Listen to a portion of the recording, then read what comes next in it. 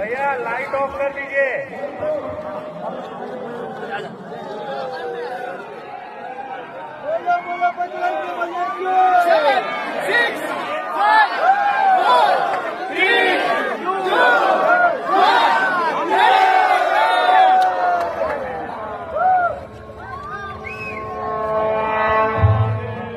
సర్వ మానవాళికి రక్షకుడు, మనకు కొండంత అండగా నిలిచేవాడు, మనసులో తలచిన వెంటనే గుండెల నిండా ధైర్యాన్ని నింపగలిగే మహాయోధుడు, అభయహస్తంతో ఎల్లవేళలా మనల్ని కాపాడే ఆ పవనపుత్రుడి ఇప్పుడు మనసారా స్తుతించుకుంటూ శ్రీ పంచముఖ ఆంజనేయ స్వామిగా అవతారమెత్తిన కథ దృశ్య రూపంలో తిలకిద్దాం రండి.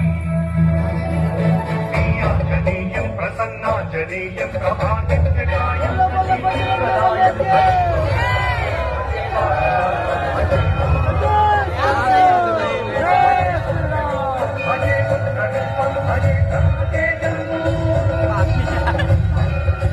అది రామాయణ మహాయుద్ధం శ్రీరామచంద్రుని సారథ్యం వానర సైన్యంతో విజృంభిస్తూ లక్ష్మణస్వామి తనతో పోరాటం చేస్తున్న రావణుడి కుమారుడు ఇంద్రజిత్ తలని బాణంతో ఒక్క వేటుతో వేరు చేశాడు. ఇంద్రజిత్ మరణ వార్త విన్న రావణుడు ఆవేశంతో ఊగిపోయాడు. ప్రతీకారం కోసం పాతాళ లోకాధిపతి తన సోదరుడు అయినటువంటి మహిరావణుడి సహకారం కోరాడు.